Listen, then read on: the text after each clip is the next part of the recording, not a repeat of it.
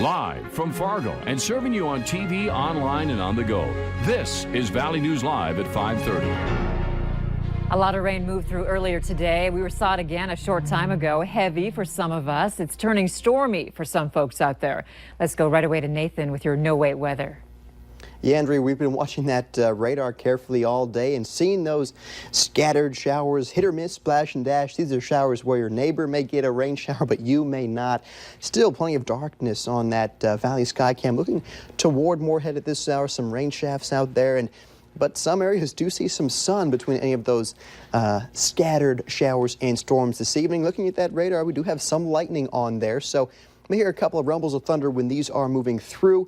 For your Monday evening, one of the heavier lightning spots is right near Mayville. You see a lot of recent lightning strikes there, so some thunder just outside Grand Forks. And with these storms, some small hail is not out of the question with this, as well as some gusty winds, but these are all on the sub-severe side, so just enough to get the windshield wipers on, but not looking to be too impactful once it clears your area. So they're moving about 25 miles an hour, so this particular cell right near Barnesville is moving toward Pelican Rapids, and then Perham also seeing some of that heavier rainfall at this time. And then again, there's that one near Mayville to show you how quickly these things are moving along. They're not hanging out in one spot for long by any means. But of course, we'll talk more, Andrea, coming up here in a couple minutes, when these showers will leave and when we can expect some more sunshine. And that's coming up here in just a couple minutes. All right, thanks, Nathan. And make sure you have the Valley News Live Storm Team weather app so that you can keep up with the weather anytime, anywhere. You'll get the latest forecasts and conditions so that you can plan your day. All you have to do is search VNL Weather in the App Store and download it for free.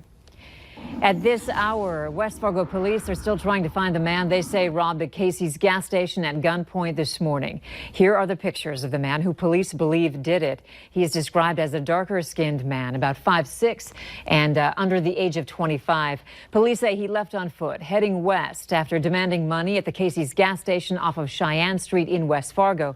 If you have any information or home video, you're asked to call the West Fargo Police Department at this phone number, 433-5500. A 26-year-old man is now in jail on charges he assaulted a woman in North Fargo. Police say it happened Saturday morning when they were dispatched to the 900 block of 6th Avenue North for a female bleeding heavily from her neck. The victim told police a man she knew cut her neck with glass. Police say the suspect ran from the scene before officers arrived, but they found and arrested 26-year-old Dominic Pierce for aggravated assault. Fargo police are investigating after a fight led to a shooting in South Fargo over the weekend. Emergency crews were called to the 1900 block of 31st Avenue South Sunday night on a report of people fighting in the yard. The caller said a female was being followed by a vehicle and wanted police to check on her. Around the same time, police say several calls came in about gunshots near that area. They came across a man about a block away who had gunshot wounds to his arm. He was taken to a local hospital with injuries that were not life-threatening. Authorities have released the name of the man who was found dead in Polk County after a possible assault last Friday. Deputies say Friday afternoon they got a report of an assault on the 20,000 block of 420th Avenue Southeast. When they got there, they found 52-year-old Jonathan Sunquist dead. The investigation into his death is ongoing. A 36-year-old man is dead after being hit by a train while walking on the train tracks in May Township, just west of Pillager, Minnesota. Officials say it happened close to 7:30 Saturday morning. When the Cass County Sheriff's Office arrived on scene, they learned the BNSF train had hit and killed the 36-year-old man. A 50-year-old man was also seen in the area by the train crew and later taken to a Brainerd hospital for minor injuries. The incident remains under investigation. Shortly after 2 o'clock, Moorhead Fire crews responded to a structure fire in the 400 block of Wall Street Avenue North. When crews arrived, they found smoke coming out of the eaves and vents on the roof. They gained access to the garage and had the fire out in only a few minutes this afternoon. At this time, no injuries have been reported. Around 3:30 today, Fargo Fire responded to a car going into a building, a strip mall on the 1500 block of University Drive South. The crew on scene believes the driver accidentally put their foot on the gas pedal instead of the brake, causing the vehicle to go up onto the walkway and slam into the glass. No one was hurt, but here's what officials had to say.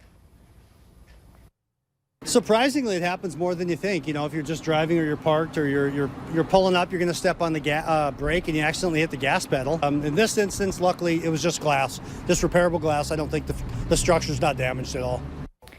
Officials simply want to warn drivers to pay attention to the pedals when you park. Parents and some kids are eager to get started with the new school year. Tonight, parents will get their first look at the new Deer Creek Elementary School in West Fargo.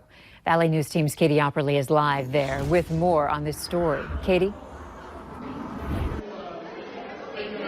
Andrea, I'm at back to school night at Deer Creek Elementary, and it's just started at 4 o'clock and will end quickly at 6 o'clock. Parents and students are buzzing through the school, excited for their first day tomorrow, but they're especially excited because this is the first time that parents and students are seeing their school or their second home for the year to come. But this was also the very first time Valley News Live got an inside look at Deer Creek Elementary. We got an exclusive walkthrough of the school, as well as an interview with the principal, who talked about things like the first day of school and what it will look like, how staff is preparing, as well as drop-off and pickup zones. If you want to hear all of that, it's going to be in my story on Valley News Live 10 at 10. But for now, I'm going to send it back to you guys. Reporting live in West Fargo, Katie Opperly, Valley News Live. All right. Thank you, Katie. Last week, we reported to you that a West Fargo mom was concerned about her kids crossing 63rd Avenue to get to Deer Creek Elementary because of speeders in the area. She says that people drive well over the speed limit in that area, so the woman took to our whistleblower hotline. Since our story ran, the city of Fargo has put up speed limit signs today to help kids get to school safely tomorrow. President Trump has left for home from the G7 summit in France, declaring that his talks with other world leaders were successful. The president talked openly about a meeting with Iran's president, possibly in the near future. And he said he thinks China wants, quote, very badly to make a deal on trade.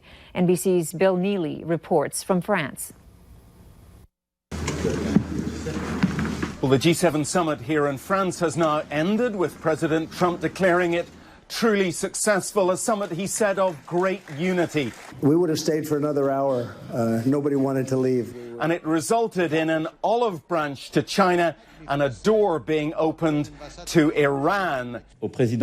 President Macron saying he believed that talks between President Trump and President Rouhani of Iran could be possible within weeks. President Trump didn't really disagree.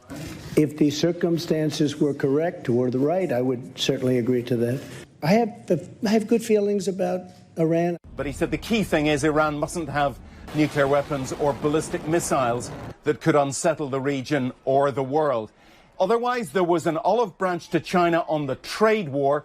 President Trump suggesting that a trade deal can be done. Maybe they want to and maybe they don't, but I think they want to make a deal. I'm not sure they have a choice, and I don't say that as a threat. So I think they want to make a deal very badly. The summit has now ended. The next one next year in the United States.